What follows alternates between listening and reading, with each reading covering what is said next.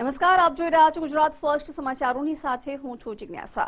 અમદાવાદમાં સીઆઈઆઈ દ્વારા Gujarat $1 trillion economy પરિષદ સીએમ ભૂપેન્દ્ર પટેલના હસ્તે ગુજરાત વાર્ષિક અધિવેશનનો પ્રારંભ થયો છે।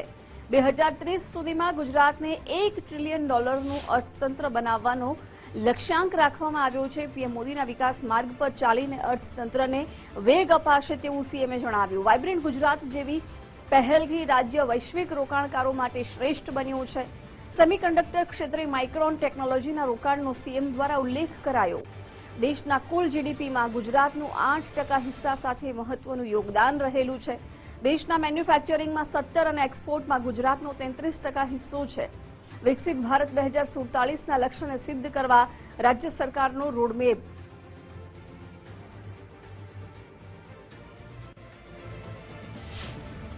કે ક્યાંય પણ જાઓ તો આજે ઇન્ડસ્ટ્રીઝ વધારવી છે, ઇન્ડસ્ટ્રીઝમાં આગળ વધવું છે, કોઈ પણ જગ્યાએ કોઈ પણ ક્ષેત્રમાં આગળ વધવું છે તો એની જે ફંડામેન્ટલ જરૂરિયાત છે એના ઉપર પહેલા ફોકસ કર્યું કે ઇન્ફ્રાસ્ટ્રક્ચર ઉપર ફોકસ કર્યું, સાથે સાથે પાણી ઉપર ફોકસ કર્યું અને લાઇટ ઉપર।